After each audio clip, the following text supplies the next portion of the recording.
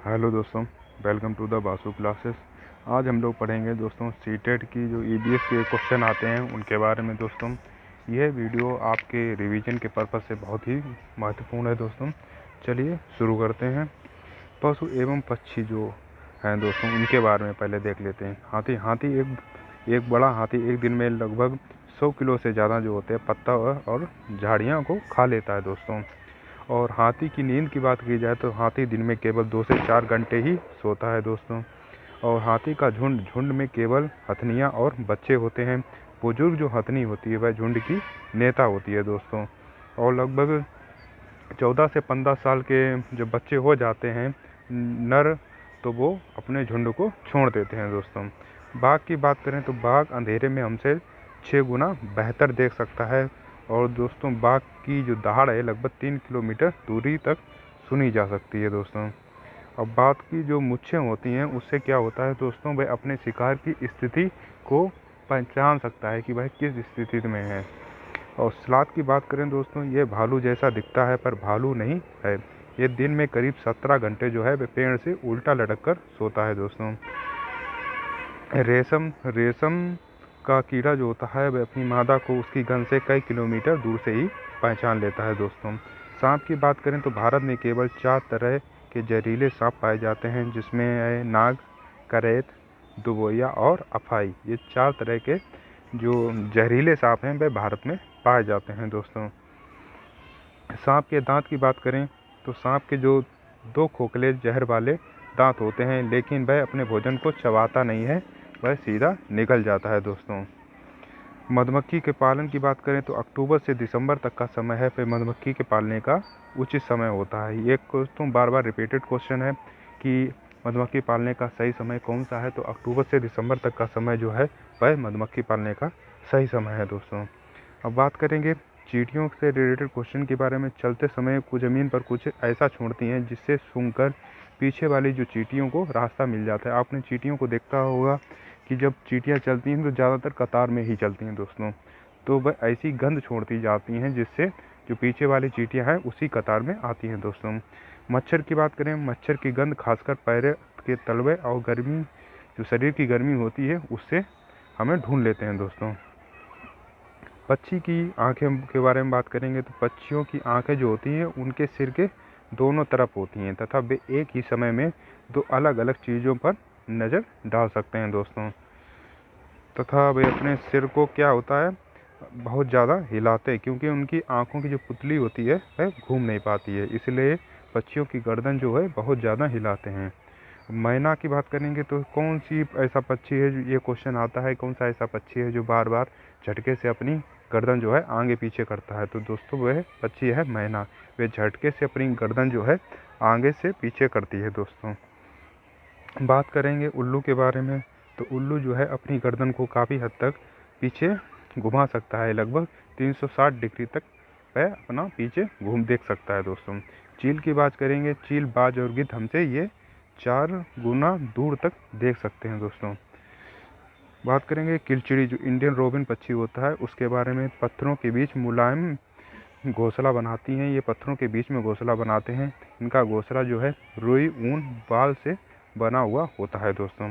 बात करेंगे कौवा के बारे में तो कौवा जो है घोंसले में लोहे के तार, लकड़ी की शाखाओं का उपयोग करता है तथा इसका जो घोंसला है पेड़ की ऊंची डाल पे बनाता है दोस्तों। कोयल की बात करेंगे तो यह अपना घोंसला नहीं बनाती, यह कौवे के घोंसले में ही अंडे देती है दोस्तों। तो इसका जो अंडे होते हैं कौवा ही इसकी देख रेख करता है दोस्तों। बात करेंगे फाख्ता जो डब होता है उसके बारे में। कैक्टस के कांटों के बीच में या मेहंदी की जो मेड़ होती है उसमें घोंसला बनाते हैं, मतलब जो कटीली झाड़ियों वगैरह में जो कैक्टस वगैरह देखा होगा आपने, कटीली झाड़ियों वगैरह वहाँ पे ये अपना घोंसला बनाते हैं तथा मेहंदी की मेड़ में घोंसला बनाते हैं दोस्तों। शक्करकोरा की बात करें दोस्तों, इसको सनबर्ड बोलते हैं। छोटे पेड़ या झाड़ी की डाली पर लटकता हुआ घोंसला बनाते हैं दोस्तों।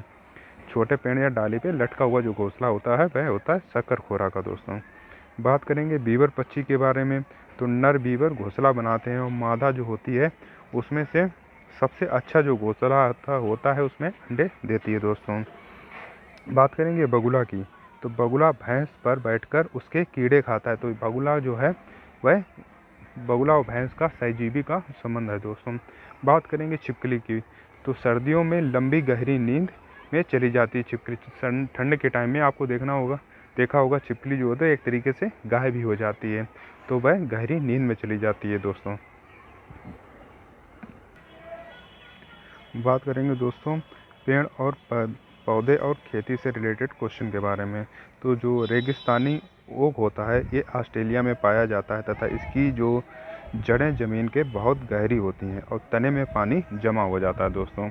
रेगिस्तानी ओक पूछता है कहाँ पाया जाता है, तो दोस्तों वह पाया जाता है ऑस्ट्रेलिया में दोस्तों, तथा इसमें जो पानी इकट्ठा हो जाता है वह तने में इकट्ठा हो जाता है दोस्तों। बात करेंगे घटपर्णी से, जो नेफेंथिस बोलते हैं हम, यह कीड़े खाने वाला पौधा होता है, इसको पिचर प्लांट भी बोला जाता है दोस्तों, जो ऑस्ट्रेलिया, इंडोनेशिया और भारत के मेघालय में पाया जाता है दोस्तों। हम बात करेंगे दोस्तों खेजड़ी से पेड़ के बारे में। तो राजस्थान के खेजड़ी गांव में यह पाया जाता है तथा इसे ज़्यादा पानी की ज़रूरत नहीं होती है दोस्तों। हम बात करेंगे खेजड़ी की जो फली होती हैं, इनकी फलियों की सब्जी बनाई जाती है और इसकी छाल जो होती है वह दवा के काम में आती है दोस्तों। अब हम लोग बात करेंगे क्रोटन नाम का जो पौधा होता है उसके बारे में। तो ज़मीन की हालात बताता है ये क्रोटन पौधा। जब पौधे मुरझाने लगे क्रोटन के, तो समझो मिट्टी को पानी की ज़रूरत है, ताकि पानी का जो पौधों की जड़ तक जब पानी नहीं पहुंचता है तो क्रोटन पौधा जो होता है वह मुरझाने लगता है। इससे पानी के जो जल स्तर होता है, नमी का अंदाज़ा हम लोग लगा सकते हैं दोस्तों इससे। बात करेंगे दोस्तों झूम खेती के बारे में। तो मिजोरम में प्रचलित एक फसल काटने के बाद ज़मीन को कुछ साल के लिए छोड़ दिया जाता है, तो इसको झूम खेती कहते हैं दोस्तों। तथा झूम खेती की जो राख होती है वह खरपतवार का जलाकर बनी हुई राख जो होती है वह खाद का काम करती है दोस्तों। मतलब एक समय में कुछ जगह को साफ करके वहाँ के जो खरपतवार वगैरह होती हैं, घास वगैरह, उनको जला दिया जाता है, तो उस जगह पे क्यारियाँ बनाकर खेती कर ली जाती है। तो उससे जब खेती हो जाती है उसको कुछ समय के लिए छोड़ दिया जाता है, दूसरी जगह पर फिर दोबारा वो खेती करते हैं। इस प्रकार की जो खेती है वह झूम खेती कहलाती है दोस्तों। अब हम लोग बात करेंगे कुडुक क्या है दोस्तों। तो कुडुक जो है वह झारखंड एक आदिवासी जनजाति है दोस्तों, वह कुडुक है। तो कुडुक भाषा में जंगल का अर्थ होता है दोस्तों तोरंग। ठीक है, ये आदिवासी झारखंड की एक आदिवासी जनजाति है, उसकी भाषा है। ठीक है दोस्तों।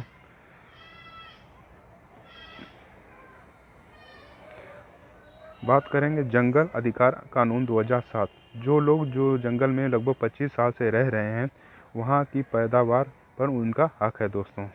ठीक है, ये है जंगल अधिकार नियम जो 2007 है। जो लोग 25 साल से लगभग जंगल में रह रहे हैं, वहाँ पे जो कुछ पैदा करते हैं उस पर उनका हक है दोस्तों। बात करेंगे वेलक्रो का आविष्कार जो है वह जॉन मेंटल ने किया था।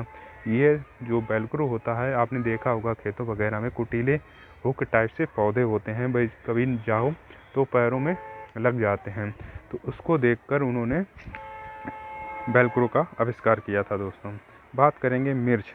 तो मिर्च जो है दक्षिण अमेरिका से पुर्तगाली जो थे वह भारत लाए थे दोस्तों। बात करेंगे भिंडी और कॉफ़ी, तो यह आई है अफ्रीका से। तो दोस्तों ये क्वेश्चन आता है, रिपीटेड क्वेश्चन है, भिंडी और कॉफ़ी कहाँ से आई है, तो दोस्तों वह आई है अफ्रीका से। बात करेंगे गोभी और मटर कहाँ से आए, तो दोस्तों गोभी जो मटर हैं वह आए हैं यूरोप से। बात की जाए सोयाबीन, तो सोयाबीन आई है चीन से। ये दोस्तों रिपीटेड क्वेश्चन है, इन्हें आप एक बार नोट डाउन कर लीजिएगा। बात करेंगे आवास और यात्रा से रिलेटेड क्वेश्चन के बारे में। असम के घर, तो असम के घर जो होते हैं ज़मीन से 10-12 फीट की ऊंचे बांस के खंभों पर बने होते हैं, क्योंकि वहाँ पर बारिश की अधिकता हो जाती है जिससे पानी का भराव हो जाता है, तो इसलिए घर जो होते हैं वे 10-12 फीट की ऊंचाई पर बांस के खंभों पर बनाए जाते हैं दोस्तों। बात करेंगे मनाली के घर। तो दोस्तों जो मनाली के घर होते हैं वह पत्थर और लकड़ी के बने हुए होते हैं, तथा जहाँ बारिश और बर्फ़ दोनों पड़ती है दोस्तों, इसलिए वहाँ के जो पत्थर और लकड़ी के बने हुए घर होते हैं, लकड़ी के घर आपने जहाँ पर देखा होगा ज़मीन में बिछा देते हैं, जिससे क्या होता है ठंडक कम रहती है दोस्तों। बात करेंगे राजस्थान के घर। तो राजस्थान के जो घर होते हैं मिट्टी के घर होते हैं, दीवारें मोटी और छतें जो होती हैं कटीली झाड़ियों से बनी हुई होती हैं दोस्तों। अब बात करेंगे लेह लद्दाख के घर के बारे में। तो 2 मंजिला पत्थर के घर बनाए जाते हैं लेह लद्दाख में, तथा नीचे की जो मंजिल होती है उस पर खिड़की नहीं होती है, तथा वहाँ पर जानवर रखे जाते हैं दोस्तों। ये पूछ देता है कहाँ पर 2 मंजिला घर बनाए जाते हैं तथा जहाँ निचली खिड़की नहीं होती, तो ऐसे घर जो हैं लद्दाख में बनाए जाते हैं दोस्तों। बात की जाए इग्लू, तो इग्लू क्या है, बर्फ़ के बने घर जो एस्किमो जनजाति द्वारा बनाए जाते हैं तथा इग्लू कौन लोग बनाते हैं, तो वो बनाते हैं एस्किमो जनजाति द्वारा। तो इग्लू है क्या दोस्तों, तो इग्लू जो है वह बर्फ़ के बने घर हैं दोस्तों। बात की जाए बल्लम, बल्लम क्या है, तो बल्लम जो है केरल में लकड़ी की बनी छोटी नाव है दोस्तों। जो लकड़ी की बनी हुई छोटी नाव को बल्लम बोला जाता है दोस्तों, केरल में बोला जाता है ये। बात की जाए फेरी, तो केरल में उपयोग की जाने वाली बड़ी नाव जो है उसको फेरी बोलते हैं तथा छोटी नाव को बल्लम बोलते हैं। बड़ी नाव हो जाएगी तो उसको बोलेंगे दोस्तों फेरी, और छोटी नाव होगी तो उसको बोलेंगे दोस्तों बल्लम। चलिए आगे देखते हैं। ऊँट गाड़ी, तो राजस्थान में प्रचलित है तथा इसे रेगिस्तान का जहाज भी कहा जाता है दोस्तों। ऊँट गाड़ी कहाँ चलती है, तो दोस्तों वह चलती है राजस्थान में। बात करेंगे जुगाड़, जुगाड़ गाड़ी देखा होगा आपने, गुजरात में उपयोग होने वाली गाड़ी जो है, जो आगे से बाइक और पीछे से फट्टों की बनी हुई होती है, उसे जुगाड़ गाड़ी बोलते हैं दोस्तों। ये आगे बाइक होती है तब पीछे जो होती है फट्टों की बना दी जाती है, इसको जुगाड़ गाड़ी बोला जाता है दोस्तों। तो जुगाड़ गाड़ी कहाँ पर पाई जाती है दोस्तों, वह ज़्यादातर गुजरात में उपयोग में ली जाती है। बात करेंगे ट्राली, तो ट्राली क्या है, तो लद्दाख में नदी पार करने के लिए इस्तेमाल होती है ट्रॉली दोस्तों। ठीक है, ट्रॉली कहाँ पर इस्तेमाल होती है, तो वह इस्तेमाल होती है लद्दाख में। बात करेंगे कन्नौज अर्थात यूपी जो है वह किस लिए फेमस है दोस्तों, वह इत्र के लिए फेमस है दोस्तों। कन्नौज को इत्र की नगरी कहा जाता है। बात की जाए पोचमपल्ली और कलमकारी, तो दोस्तों ये पोचमपल्ली और कलमकारी क्या है, तो यह है आंध्र प्रदेश में ये पारंपरिक बुनाई और पेंटिंग का नाम है दोस्तों। जो पोचमपल्ली और कलमकारी है ये पारंपरिक बुनाई और पेंटिंग है, ये उसका नाम है दोस्तों।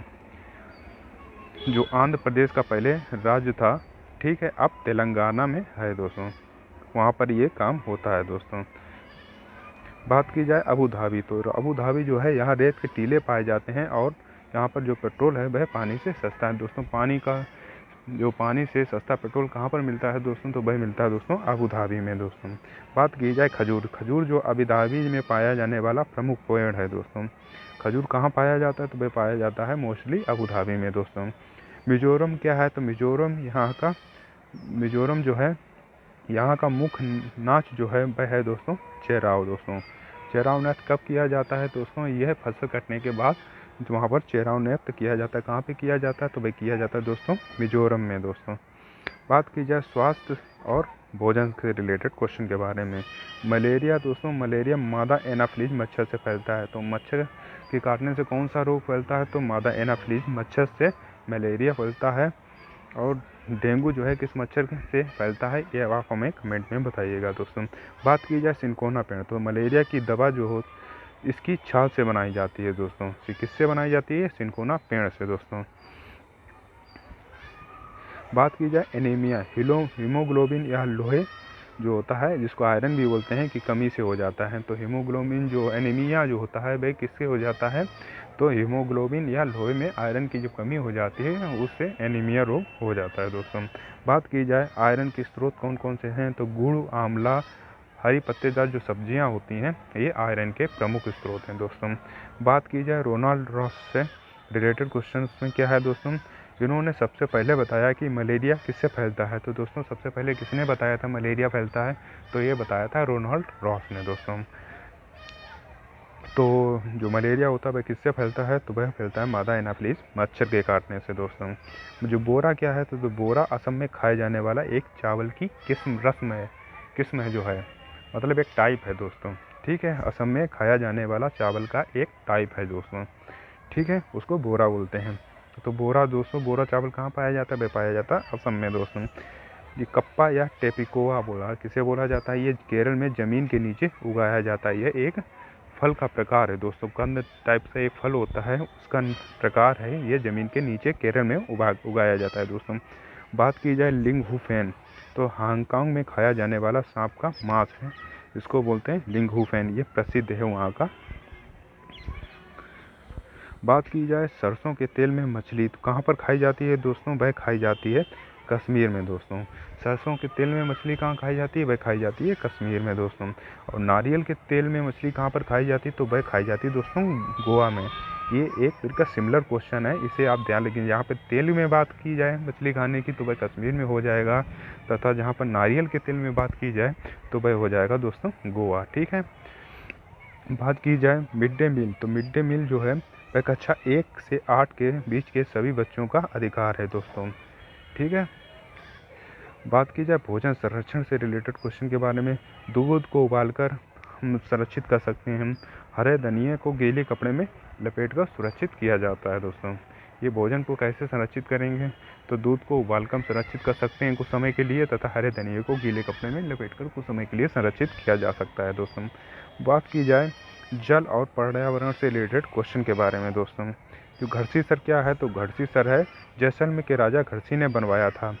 यह एक 9 तालाबों का समूह है दोस्तों। तो घड़सीसर कहाँ पर है? घड़सीसर जैसलमेर में पड़ता है दोस्तों। किसने बनवाया था? वह जैसलमेर के राजा घड़सी ने बनवाया था। और ये है क्या? ये 9 तालाबों का समूह है दोस्तों। ठीक है, बात की जाए अलबरूनी कौन था? तो उज्बेकिस्तान से भारत आया था। अलबरूनी कौन था? तो वह उज्बेकिस्तान से भारत आया था। तो उसने यहाँ के तालाबों और बावड़ियों की तारीफ जो की थी दोस्तों। ठीक है दोस्तों, बात की जाए मृत सागर जो डेड सी होता है उसके बारे में, दुनिया का सबसे नमकीन सागर है कौन सा सागर है? मृत सागर। इसमें 1 लीटर में 300 ग्राम नमक होता है। 1 लीटर में 300 ग्राम नमक कौन से सागर में होता है दोस्तों? ये होता है मृत सागर में। इसको डेड सी भी बोलते हैं। ये दुनिया का सबसे मृत सागर है। ठीक है दोस्तों, इसमें 1 लीटर में 300 ग्राम नमक होता है दोस्तों। बात की जाए दांडी यात्रा, तो गांधी जी ने 1930 में नमक कानून तोड़ने के लिए साबरमती से दांडी तक यात्रा की थी। नमक कानून तोड़ने के लिए कहाँ से कहाँ तक आप यात्रा की थी? तो उन्होंने साबरमती से दांडी तक यात्रा की थी दोस्तों।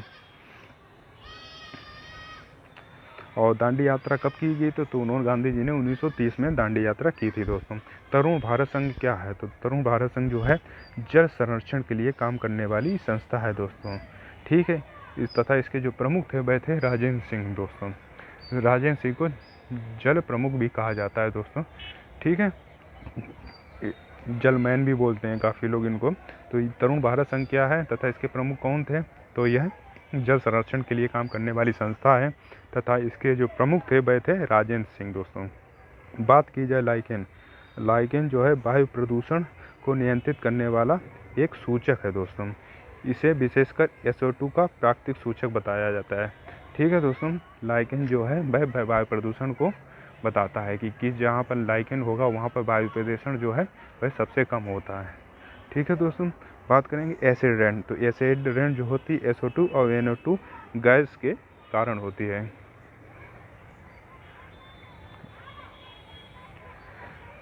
बात की जाए ग्रीन हाउस गैसें, तो दोस्तों ग्रीन हाउस गैसें कौन कौन सी हैं? CO2 है, मीथेन है, क्लोरोफ्लोरोकार्बन है और नाइट्रस ऑक्साइड है दोस्तों। ये ग्रीन हाउस की गैसें हैं दोस्तों। बात करेंगे शिक्षा शास्त्र और अन्य से रिलेटेड कुछ पेडागॉजी जो होती है उसके से रिलेटेड कुछ क्वेश्चन के बारे में। NCF 2005 दोस्तों, NCF जो 2005 है ये रटने को हतोत्साहित करता है, मतलब रटना जो है रटने के खिलाफ है दोस्तों। और बाहरी जो जीवन होता है जो मतलब उससे जोड़ने की वकालत करता है, मतलब जो कुछ शिक्षा दी जाए, जो कुछ समझाया जाए तो वह बाहरी जीवन से जोड़कर समझाया जाए बच्चे को दोस्तों। बात की जाए EVS की प्रकृति जो होती है, EVS की जो प्रकृति होती है एकीकृत है दोस्तों। विज्ञान, सामाजिक विज्ञान और पर्यावरण शिक्षा का मिश्रण है दोस्तों EVS। बात की जाए EVS कक्षा 1 और 2, यहाँ कोई किताब नहीं होती दोस्तों EVS की।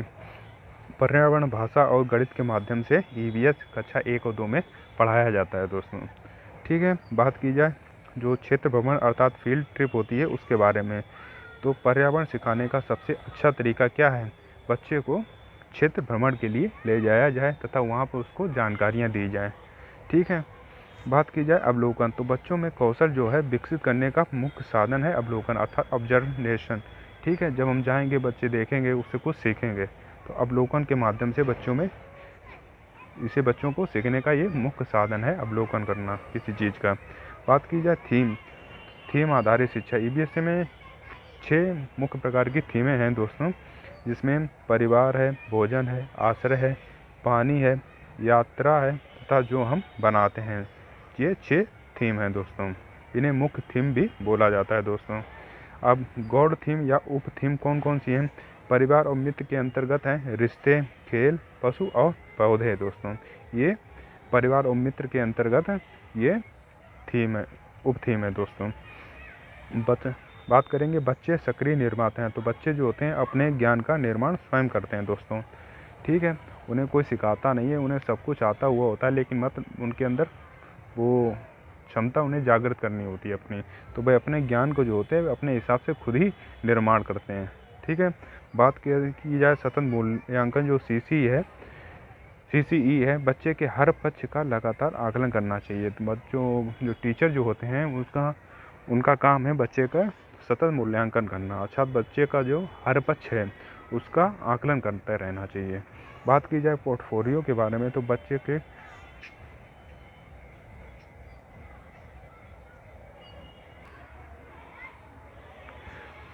जो दोस्तों सतत मूल्यांकन जो है CCE कंटिन्यू कंप्रेसिव इवैल्यूएशन जो है अर्थात सतत मूल्यांकन जो बच्चे के हर पक्ष का लगातार आकलन करना चाहिए। ठीक है दोस्तों, बात की जाए पोर्टफोलियो, तो बच्चों के कार्यों का संग्रह जो प्रगति दिखाता है उसको पोर्टफोलियो बोलते हैं तथा हर बच्चे का अलग पोर्टफोलियो बनाना चाहिए टीचर को दोस्तों। बात की जाए अनीता कुशवाहा कौन थे, तो अनीता कुशवाहा जो हैं वह गर्ल स्टार हैं अर्थात चमकती तारा हैं जो मधुमक्खी का पालन करती थी दोस्तों। बात की जाए कर्णम मल्लेश्वरी, तो यह वेट लिफ्टर हैं। तो दोस्तों कर्णम मल्लेश्वर कहाँ से हैं, तो यह है आंध्र प्रदेश से। इन्होंने 29 अंतर्राष्ट्रीय मेडल जीते हैं दोस्तों। 29 अंतर्राष्ट्रीय मेडल कितने जीते हैं? ये वेट लिफ्टर हैं दोस्तों। कर्णम मल्लेश्वरी कौन है? वेट लिफ्टर हैं। इन्होंने 29 अंतर्राष्ट्रीय मेडल जीते हैं तथा कहाँ से हैं दोस्तों? यह है आंध्र प्रदेश से दोस्तों।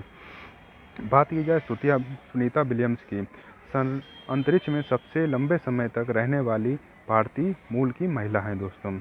ये अंतरिक्ष में सबसे लंबे समय तक रहने वाली महिला हैं, कौन सी हैं? सुनीता विलियम्स दोस्तों। बात की जाए बछेंद्री पाल के बारे में, तो माउंट एवरेस्ट पर चढ़ने वाली पहली भारतीय महिला कौन सी हैं? तो वह है बछेंद्री पाल दोस्तों। बात की जाए गोलकोंडा का किला जो है, तो यह हैदराबाद में स्थित है। यहाँ तोपे और नक्काशी के लिए प्रसिद्ध है दोस्तों। गोलकोंडा का किला कहाँ पर है? तो दोस्तों ये हैदराबाद है। यहाँ पर क्या है फेमस, क्या है दोस्तों? यहाँ तोपे और नक्काशी जो है यहाँ की फेमस है दोस्तों गोलकोंडा किले की। बात की जाए ब्रेल लिपि दोस्तों, तो ब्रेल लिपि जो है वह लुइस ब्रेल ने इसकी नींव रखी तथा लुइस ब्रेल जो है फ्रांस ने रहने वाले थे, उन्होंने ये बनाई थी। ये 6 बिंदुओं पर आधारित होती है दोस्तों। बात की जाए विष्णु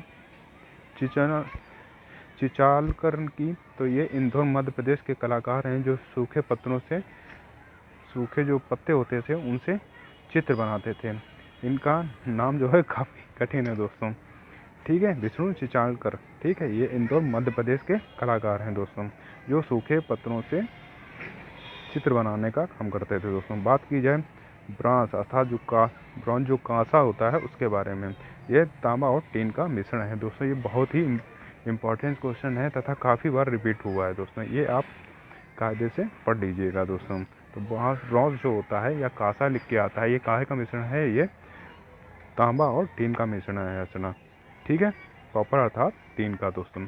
बात की जाए दिशा ज्ञान, तो मानचित्र में ऊपर की तरफ जो होता है वह नॉर्थ अर्थात उत्तर होता है तथा नीचे की तरफ जो होता है दक्षिण अर्थात साउथ होता है दोस्तों। जब मानचित्र में ऊपर की ओर बढ़ेंगे तो उत्तर दिखेगा तथा नीचे की ओर बढ़ेंगे तो वह दक्षिण अर्थात साउथ दिखेगा दोस्तों। बात की जाए रेबो जो है लद्दाख की चांगपा जनजाति के टेंट होते हैं। तो दोस्तों रेबो क्या होते हैं? तो रेबो जो है लद्दाख में जो चांगपा जनजाति है उसका टेंट होता है। बात की जाए लेखा, तो लेखा क्या है? तो चांगपा जनजाति के पशुओं को रखने की जगह है लेखा दोस्तों। जहाँ पशु रखे जाते हैं चांगपा जनजाति के उसको लेखा बोलते हैं। पश्मीना शाल, तो पश्मीना शाल कैसी होती है दोस्तों? पश्मीना शाल जो है वह 6 स्वेटरों को बराबर गर्म होती है और इसे बनाने लगभग 250 घंटे लगते हैं दोस्तों। पश्मीना शाल कहाँ कैसी होती है? तो वह 6 स्वेटरों के बराबर गर्म होती है, इतना गर्म होती है तथा इसे बनाने में लगभग 250 घंटे लगते हैं। बात की जाए भूकंप के बारे में, तो भूकंप जो है रिएक्टर पैमाने से मापा जाता है तथा इसे मापने की जो मशीन होती है उसको कहते हैं सिस्मोग्राफ दोस्तों। बात की जाए जिम कॉर्बेट नेशनल पार्क, तो दोस्तों यह उत्तराखंड में स्थित है दोस्तों। बात की जाए गिर नेशनल पार्क के बारे में, तो यह गुजरात में है तथा ये बब्बर शेरों के लिए प्रसिद्ध है। अगर ये दोस्तों आपको वीडियो पसंद आए तो वीडियो को लाइक करें, चैनल को सब्सक्राइब करें और अपने दोस्तों को भी शेयर करना बिल्कुल भी ना भूलें। धन्यवाद दोस्तों।